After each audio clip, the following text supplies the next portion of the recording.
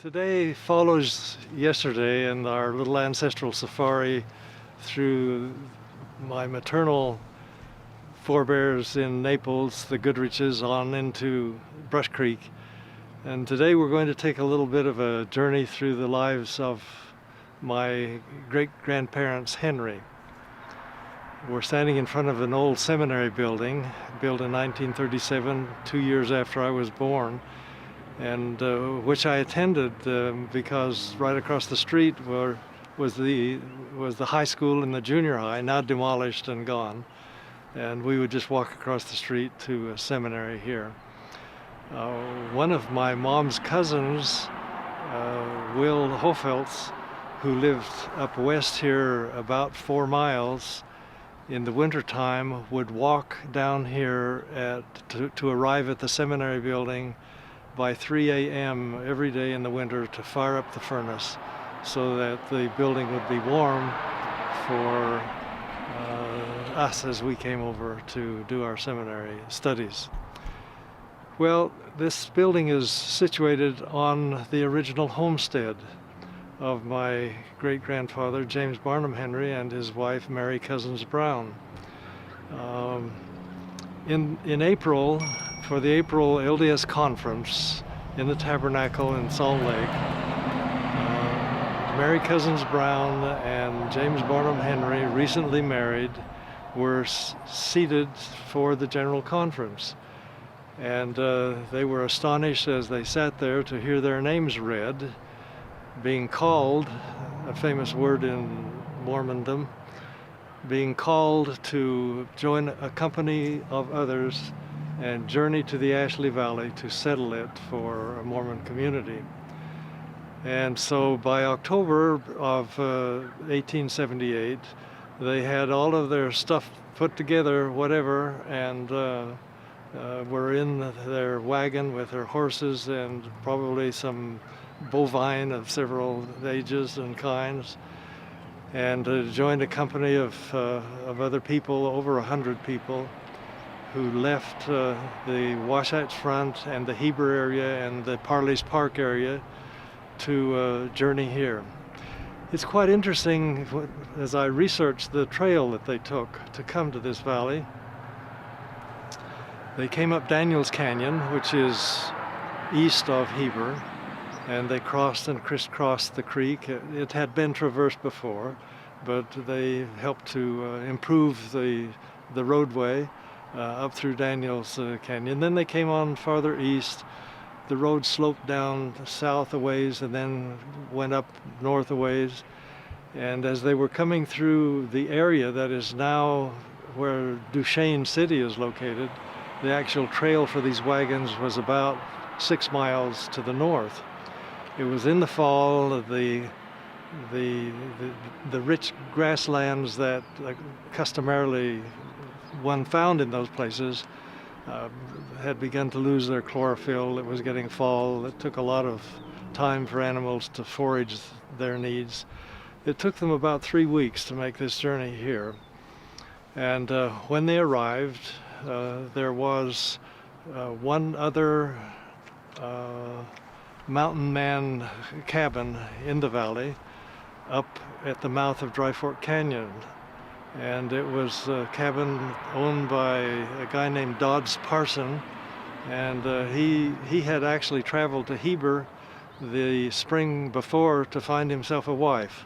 And the wife he found was named Minnie Hatch, daughter of a LDS functionary in the Heber area, and he brought her here to live there, and they had a trading post where the mountain men, as they traversed this area, would trade, and also he carried on a trade in pelts and other things with the Indian folk who also inhabited this valley.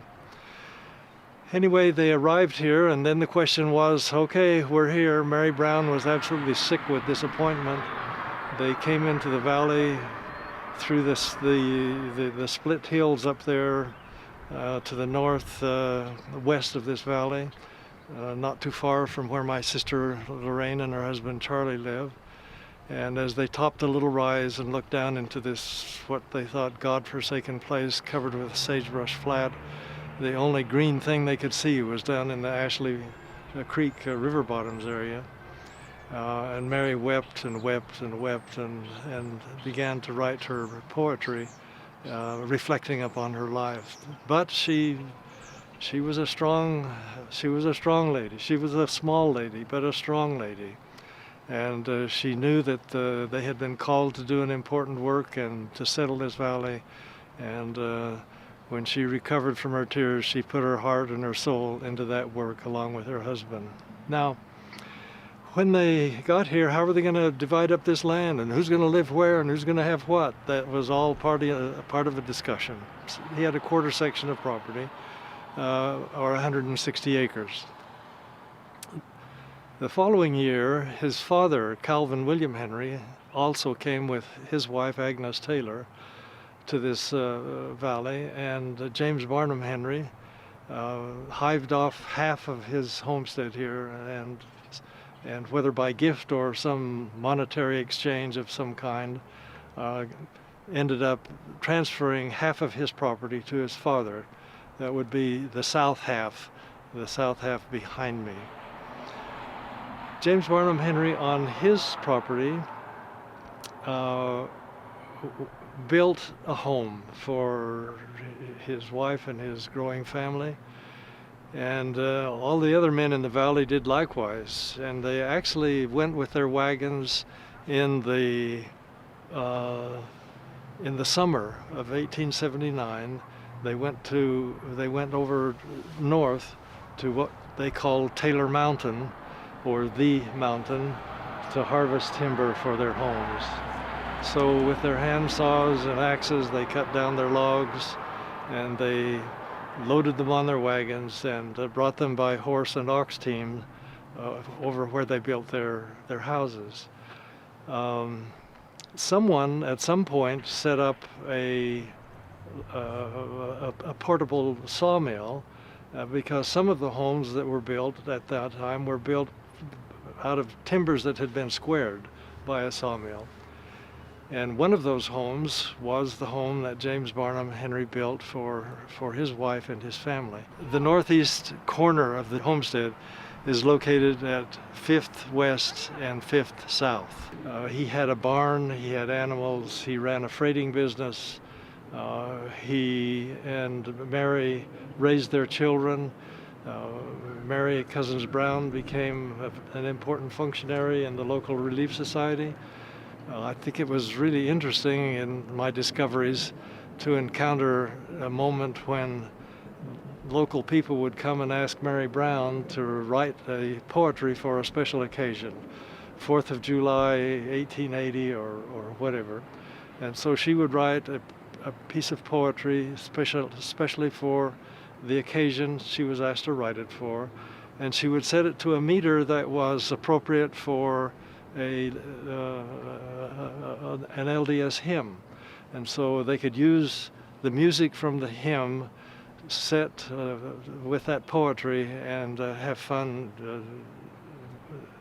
reflecting on their lives in this valley. Various subjects that came up. So life went on, the children were born, the gardens were planted, the frightful periods emerged, the first one being in the winter of 1879-1880, when there was a 100-year storm here. Down on Ashley Creek, the water froze to 32 inches in depth, and it was a scary time because they didn't have access to their foodstuffs. There was an Indian scare. They dismantled their cabins and moved them down to the center of Vernal and made the beginnings of a fort down there. It's ironic that in the Indian scare, the local settlers were saved by Indians themselves. And Chief O'Ray and his absolutely stunning wife, Chapita, it actually brings chills to my spine to think of the work they did to save the valley here from the White River Utes who were on a rampage out of Meeker, Colorado. Then there was a very serious diphtheria epidemic here, and by the time all of those things happened in that winter, people were fairly emaciated. There were attempts there were several people that came in December in the valley, in December of 1879, and the last group that came in was a group that consisted of, one of the persons was the great-grandfather of Elder Dallin Oaks, of the Apostles of the Church of Jesus Christ of Latter-day Saints. And that group found refuge in a cabin that Calvin William Henry, my great-great-grandfather, had built on his allotment over here and had abandoned when all of the others went to live in the fort. He was not able to move his cabin. It was a 16 by 20 foot cabin, and in that cabin came those souls, including the great-great-grandfather of Dallin Oaks, and they lived that winter there. There were 16 people. They lived their winter there. When foodstuffs that winter, because it was so terrible, became extremely scarce, there were two separate efforts made to get a wagon group to Heber to pick up foodstuffs and bring them back, both of which were not successful. The snows were just too deep. By the latter part of December, early January, that part of the valley was totally closed off. One group got as far as almost to where the Strawberry Reservoir is now, but had to turn back. And when they came back, the despair in this little community was beyond belief. And while this was happening, the newspapers in Rock Springs were reporting that all the community had been massacred by the Indians, and they'd all starved to death if they hadn't gotten massacred. At that time, James Barnum Henry and two others decided they would try to make a run to Rock Springs, Wyoming, for food.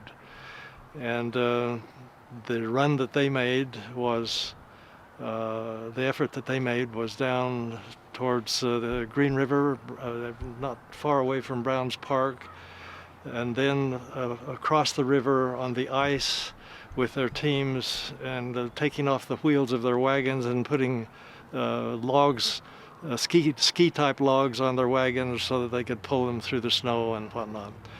So they got across the river, and then 46 miles later they ended up in Rock Springs.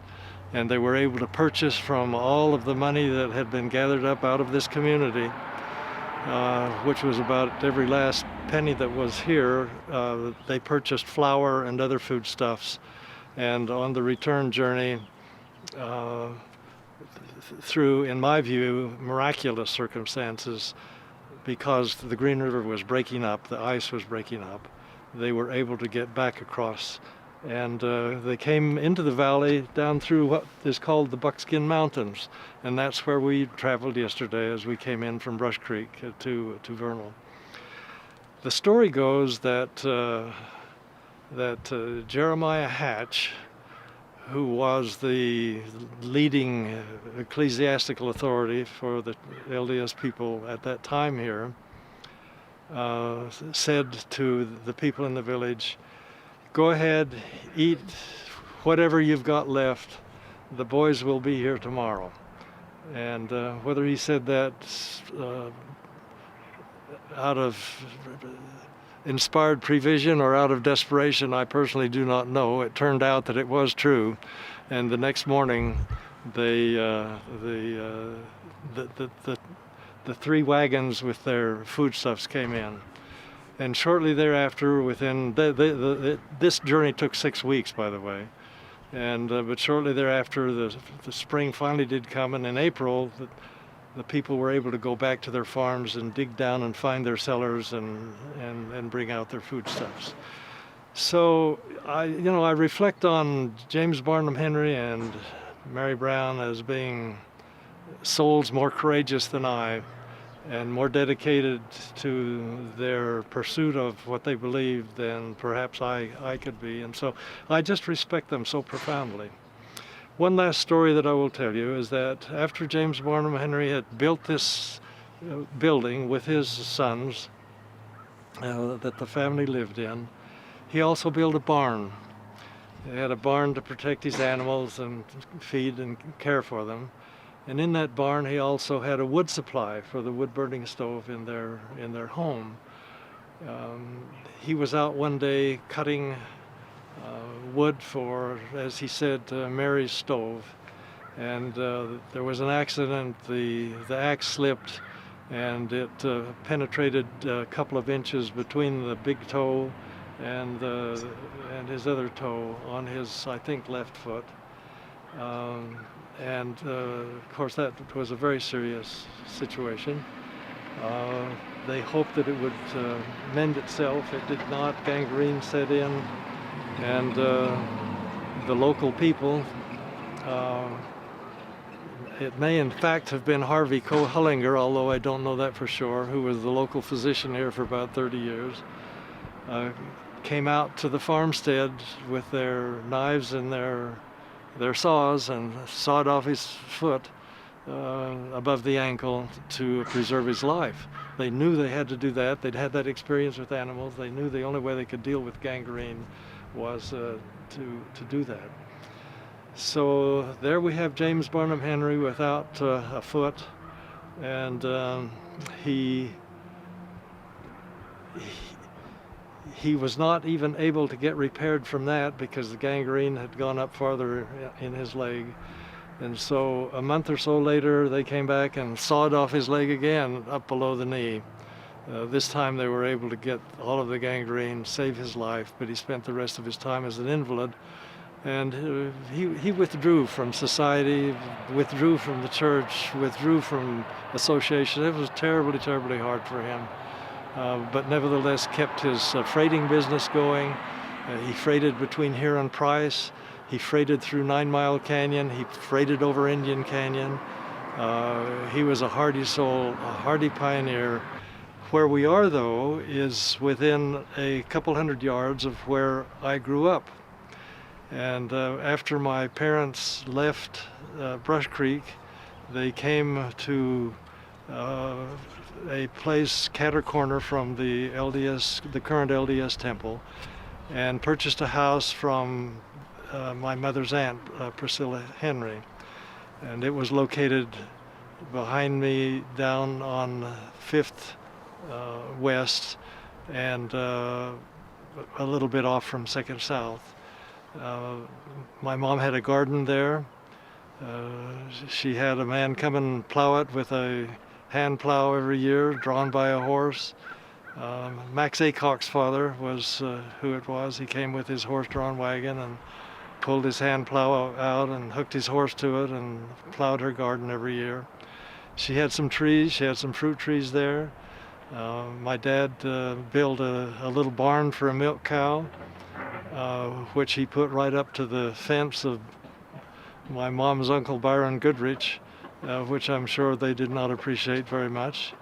But there we had a milk cow and we had a garden, and there they provided many of the foodstuffs that we used, including the churning of butter and the making of cottage cheese. They lived there. I lived there with them for a number of years until about 1946. And about then is when the family moved to the Glines property, the Glines farm that we spoke about yesterday, the 53 acres in Glines. There's a little anecdote that may be of some interest. It demonstrates some aspects of a lifestyle that is long gone. To the west of where I now stand, which is the old seminary building,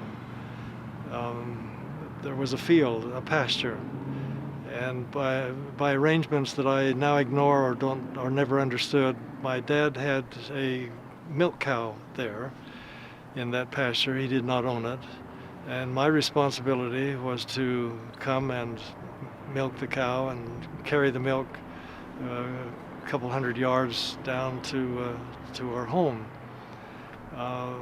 My brother Terry who was 8 years younger than I, wanted to come one time. He was about 2, maybe 2.5, and he had on his nice new little red jacket, and I held his hand as we walked up, and I was carrying the milk pail and his hand in my other one. And we walked up the pasture, opened the gate, and went in to milk the cow. There was another cow there with a calf, and for some odd reason that mother cow decided that she did not like Terry, and she took him down and was making a very serious attempt at goring him. She did have horns. I did everything that I knew to do to try to get the cow off, kicking and hitting and batting her head, and nothing worked. So in desperation, I grabbed Terry's hand and pulled him across the ground to the pasture fence, which was barbed wire, and there was enough space underneath it to crawl through. So I crawled through that fence and pulled Terry through to get him away from the cow. I thought maybe he was dead. We were both traumatized. It was just such a terrible experience. And I carried him in my arms down to the house where my mother was, and she became briefly hysterical when she could see what was happened. But Terry totally recovered, and we never even, as far as I know, found a bruise on him, but he was 2.5 years old, and he remembers this episode, so it was of some significance even in his life.